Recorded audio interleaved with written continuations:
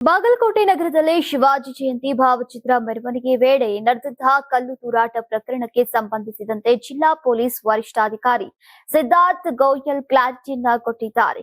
ಘಟನೆಯ ಕುರಿತಂತಹ ಎಲ್ಲಾ ಮಾಹಿತಿಯನ್ನ ಎಳೆಯಾಗಿ ಬಿಚ್ಚಿಟ್ಟಿದ್ದಾರೆ. ಈ ಘಟನೆ ಸಂಬಂಧ 8 ಆರೋಪಿಗಳನ್ನ ಪೊಲೀಸರು ಈಗಾಗಲೇ ಬಂಧಿಸಿದ್ದು ತನಿಖೆಯನ್ನ ನಡೆಸಿದ್ದಾರೆ.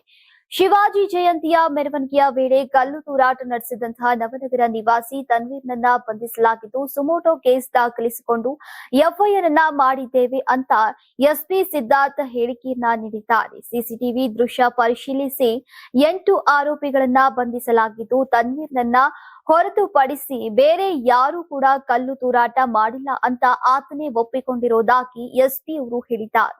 ಈ ಗಲಾಟೆ ಪೂರ್ವ ಯೋಜಿತವಾಗಿತ್ತಲ್ಲ ಮತ್ತು ಡಿಜೆ ವಿಚಾರಕ್ಕಾಗಿ ಅದಕ್ಕಾಗಿ ಕಲ್ಲು ತೂರಾಟ ನಡೆದಿಲ್ಲ. ರಾತ್ರಿ ಸುಮಾರು 10 ಗಂಟೆ 6 ನಿಮಿಷಕ್ಕೆ ಕಲ್ಲು ತೂರಾಟವಾಗಿದ್ದು ಈ ವೇಳೆ ನನಗೆ ಮತ್ತು 2 ಕಾನ್ಸ್ಟೇಬಲ್ಗಳಿಗೆ ಗಾಯವಾಗಿದೆ ಅಂತ ಎಸ್ಪಿ ಅವರು ತಿಳಿಸಿದ್ದಾರೆ.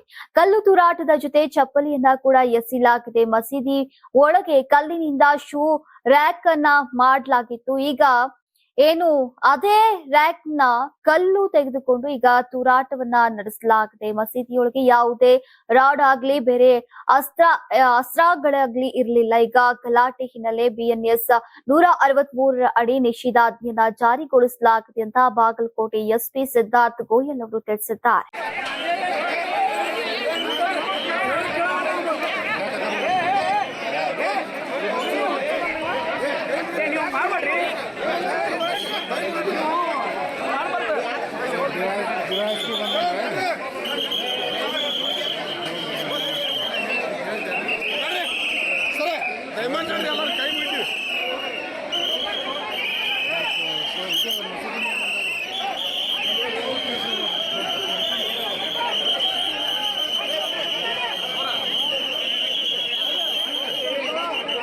Karnataka TV leader awards 2025 best MLA nomination ಕರಾವಳಿ ಮತ್ತು ಮಧ್ಯ ಕರ್ನಾಟಕ ಟಿ ರಘುಮೂರ್ತಿ ಚಳ್ಳಕೆರೆ ಕ್ಷೇತ್ರ, ಚಂದ್ರಪ್ಪ ಹೊಳಲ್ಕೆರೆ ಕ್ಷೇತ್ರ, ಹರೀಶ್ ಪೂಂಜಾ ಬೆಳ್ತಂಗಡಿ ಕ್ಷೇತ್ರ, ಅಶೋಕ್ ರೈ ಪುತ್ತೂರು ಕ್ಷೇತ್ರ, ಗುರುರಾಜ್ ಗಂಟಿಹೋಳಿ ಬೈಂದೂರು ಕ್ಷೇತ್ರ, KS ಆನಂದ್ ಕಡೂರು ಕ್ಷೇತ್ರ, HD ತಮ್ಮಯ್ಯ ಚಿಕ್ಕಮಗಳೂರು ಕ್ಷೇತ್ರ, ಯಶಪಾಲ್ ಸುವರ್ಣ ಉಡುಪಿ ಕ್ಷೇತ್ರ, ಬೇಳೂರು ಗೋಪಾಲಕೃಷ್ಣ ಸಾಗರ ಕ್ಷೇತ್ರ, ಚನ್ನಬಸಪ್ಪ ಚನ್ನಿ ಶಿವಮೊಗ್ಗ ನಗರ ಕ್ಷೇತ್ರ, ಬಸವರಾಜು ಶಿವಗಂಗಾ ಚನ್ನಗಿರಿ ಕ್ಷೇತ್ರ, ಸತೀಶ್ ಸೈಲ್ ಕಾರವಾರ ಕ್ಷೇತ್ರ.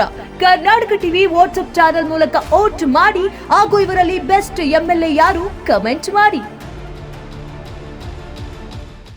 ನೀವು ಸಣ್ಣ ಆಗ್ಬೇಕಲ್ವಾ? ಅದು ಒಂದು ಉತ್ತಮ ಆಹಾರದಿಂದ ಸಣ್ಣ ಆಗ್ಬೇಕಲ್ವಾ? ಪ್ರತಿದಿನ ನಮ್ಮ ಜೀನಿ ಸ್ಲಿಮ್ ನ ಯೂಸ್ ಮಾಡಿ ಯಾವುದೇ ಸೈಡ್ ಎಫೆಕ್ಟ್ ಇಲ್ದಂಗೆ ನೀವು ಸಣ್ಣ ಆಗ್ತೀರಾ.